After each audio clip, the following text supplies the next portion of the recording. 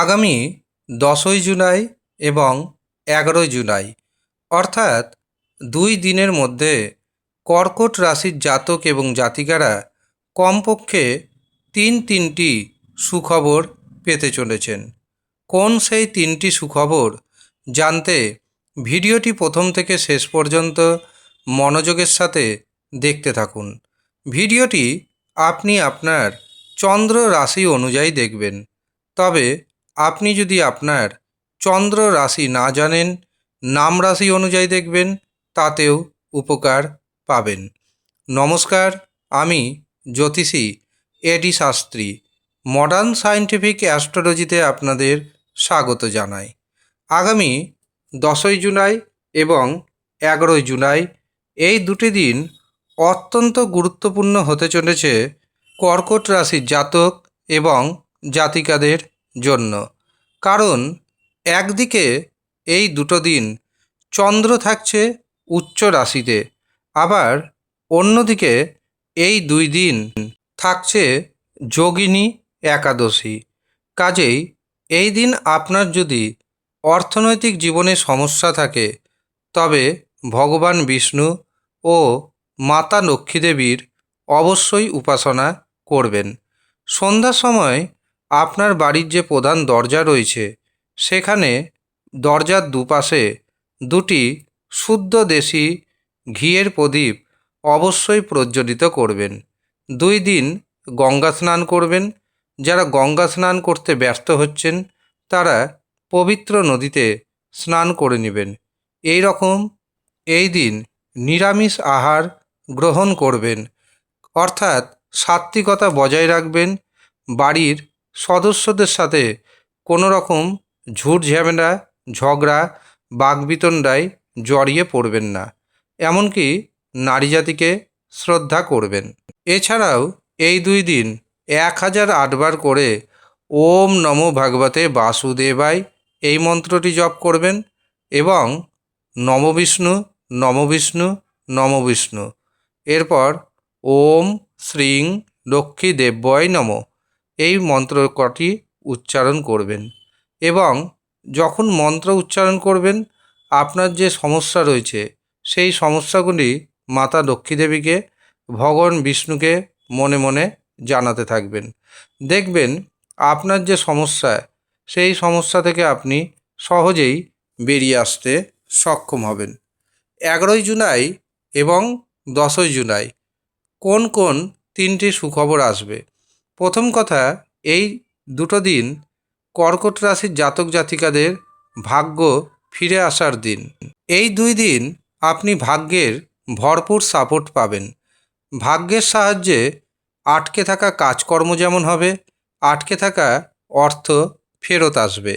যে কাজে হাত দিবেন সেই কাজে সফলতা পাবেন।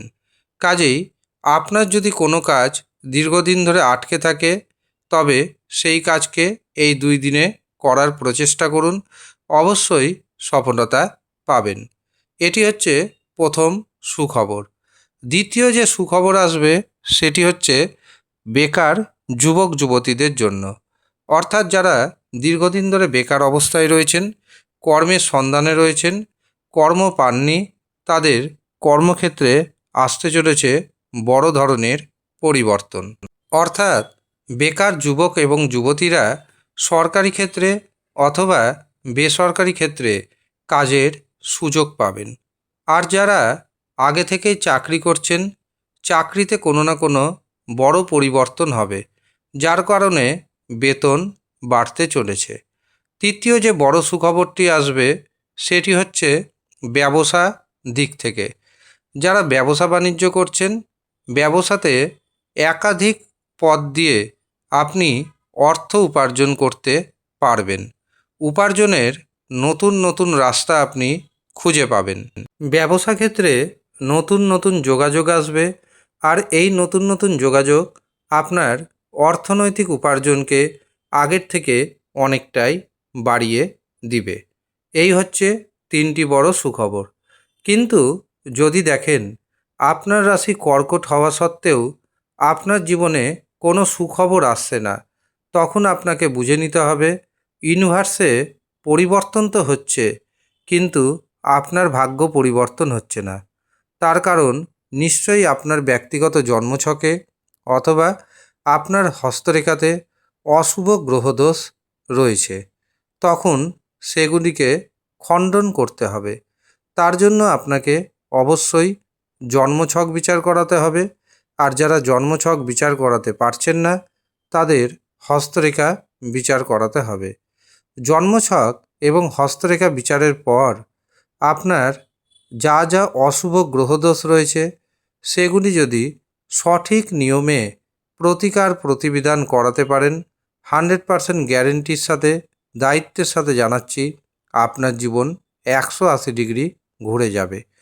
আপনার জীবনে আসবে বড় ধরনের পরিবর্তন। যারা মনে করছেন নিজের জন্মছক বিচার করাবেন অথবা হস্তরেখা বিচার করাবেন, তারা নিচের দেওয়া হোয়াটসঅ্যাপ বুকিং নাম্বারে যোগাযোগ করে নিজের নাম নথিভুক্ত করিয়ে নেবেন। কিন্তু মনে রাখবেন, ব্যস্ত থাকার কারণে সব সময় ফোন ধরে ওঠা সম্ভব হয় না।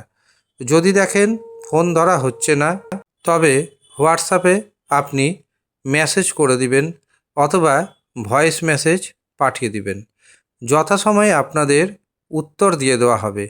কিভাবে বুকিং করতে হবে, তার জন্য কত অর্থ দিতে হবে, সমস্ত কিছু জানিয়ে দেওয়া হবে।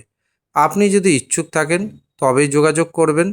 তবে মনে রাখবেন, অনেকে ভাবছেন এটি ফ্রি সার্ভিস, কিন্তু এটি একেবারেই ফ্রি সার্ভিস নয়।